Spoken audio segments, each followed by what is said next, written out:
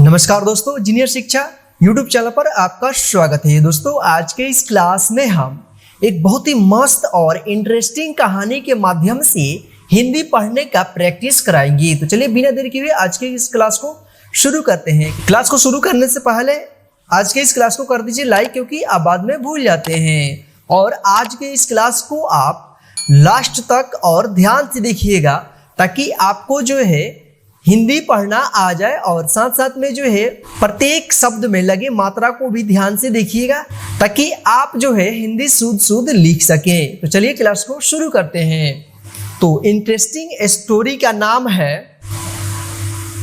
तेनाली राम। तो आइए शुरू करते हैं। जिस तरह उत्तर भारत में बीरबल हंसोड़पन और हाजिर जवाबी के लिए बहुत प्रसिद्ध हैं, उसी तरह दक्षिण भारत में तेनालीराम ने प्रसिद्धि पाई।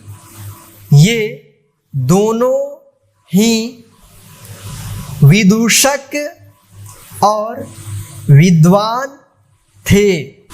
बीरबल अकबर के दरबार में रहते थे और तेनालीराम कृष्णदेव राय के दरबार में। तेनालीराम का असली और पूरा नाम तेनाली रामलिंगम था। उनका जन्म तेनाली नामक एक गांव में हुआ था। वे बचपन से ही कवित्त गढ़ने में पट्टू थे।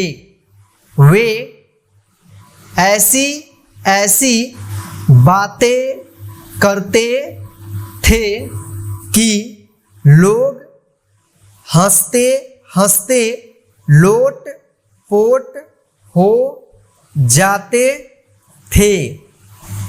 एक दिन सम्राट कृष्णदेव राय के प्रमुख कवि अलसानी पेदन एक मंदिर में आए। उनकी प्रसिद्धि सुनकर तेनालीराम भी वहां पहुंचे। अपनी बातों से उन्होंने पेदन को बड़ा प्रभावित किया।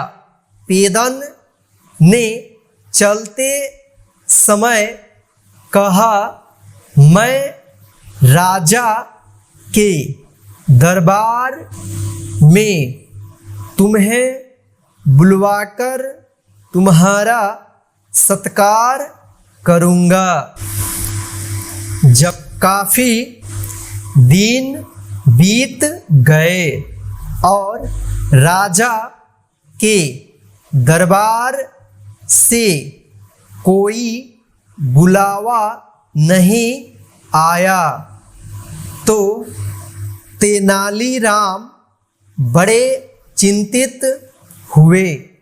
वे राजधानी हम्पी विजयनगरम पहुँचे और अलसानी पेदन से मिले, पर उन्होंने ऐसा भाव दिखलाया जैसे तेनालीराम को कभी देखा ही न हो।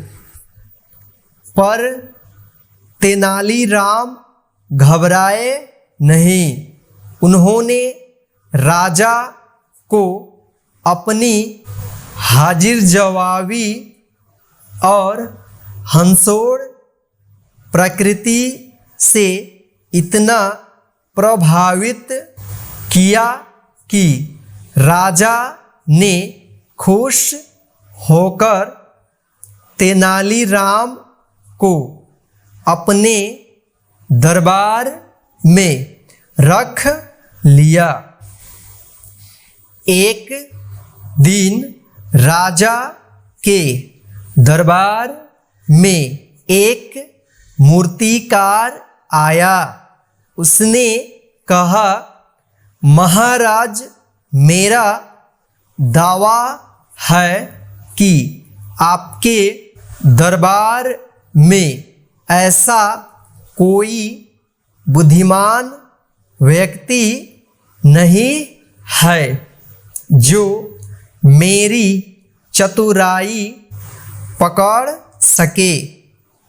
सम्राट कृष्णदेव राय ने उत्तर दिया, मूर्तिकार, मुझे तुम्हारी चतुराई स्वीकार है। मेरे दरबारी चुटकी बजाते तुम्हारी चतुराई का पता लगा देंगे। मूर्तिकार ने कहा, महाराज, मैं अपनी 11 मूर्तियाँ बनाऊंगा। उनके बीच मैं भी खड़ा रहूंगा। यदि आपका कोई दरबारी मुझे पहचान लेगा तो मैं आजीवन आपका दास हो जाऊंगा।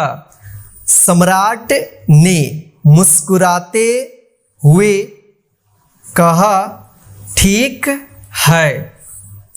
7 दिन बाद महल के एक कक्ष में सम्राट अपने दरबारियों सहित आए। उस कक्ष में हूबहू एक सी 12 मूर्तियाँ थी। कोई भी नहीं पहचान पाया कि मूर्तिकार कहाँ खड़ा है।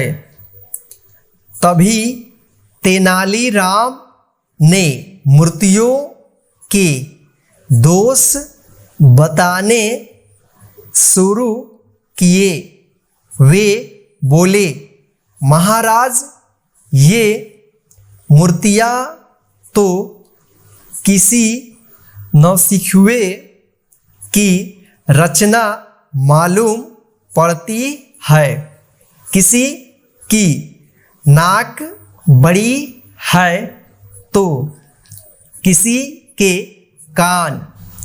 फिर सारी मूर्तियों को देखने के बाद तेनालीराम ने मूर्तिकार को पहचान लिया।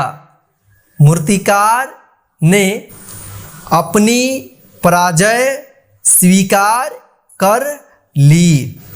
बाद में सम्राट के पूछने पर तेनालीराम ने कहा, मेरी आलोचना सुनकर मूर्तिकार की आंखें लाल हो उठी थी। बस इसी से मैंने उसका पता लगा लिया। एक बार सम्राट कृष्णदेव राय तेनालीराम से इतने नाराज हुए कि उन्होंने आज्ञा दी कि इसे जमीन में इस तरह गाड़ दो कि बाहर इसका सिर दिखाई दे और फिर हाथी ले जाकर इसके सिर को कुचल दो। राज्य कर्मचारी तेनालीराम को पकड़कर बाहर ले गए और महाराजा की आज्ञा के अनुसार उन्हें गाड़ आए। फिर वे हाथी लाने चले गए। इसी बीच एक मूर्ख कुबड़ा उधर से गुजरा। तेनालीराम को देखकर वह बोला, अरे भाई, इस तरह जमीन से सिर निकाले क्या कर रहे हो? तेनालीराम बोले, भाई, मैं कुबड़ा हूँ और वैद्य जी ने मुझे यहाँ इस तरह गाड़ दिया है ताकि मेरा कुबड़ ठीक हो जाए। लगता है मेरा कुबड़ अब ठीक हो गया है। उस कुबड़े ने उसे खोदकर निकाला, देखा कि उसका कुबड़ नहीं है, बस अपना कुबड़ ठीक करने के लिए वह तेनालीराम की जगह उसी हालत में खड़ा हो गया। इधर तेनालीराम ने आकर जब दरबार में यह बात सुनाई तो सब लोग हंसने लगे और महाराज ने उसे क्षमा कर दिया। तेनालीराम के संबंध में ऐसी अनेक कहानियाँ प्रसिद्ध है। वे तेलुगु भाषा के प्रसिद्ध कवि भी थे। तो दोस्तों, आज के इस हिंदी क्लास में बस इतना ही। आज की क्लास कैसा लगा है प्लीज कमेंट करके जरूर बताइएगा और आज की इस क्लास को लाइक करके अपने सभी दोस्तों को शेयर कर दीजिएगा ताकि वे भी घर बैठे आसानी से हिंदी पढ़ने का प्रैक्टिस करते रहें। और आप जो इस चैनल पर नए हैं तो चैनल को सब्सक्राइब करके बेल आइकन को प्रेस कर दीजिएगा ताकि इसी प्रकार की हिंदी की क्लास का वीडियो जो है आपके मोबाइल पर मिलता रहे। जय हिंद। फिर मिलते हैं नेक्स्ट हिंदी के क्लास में।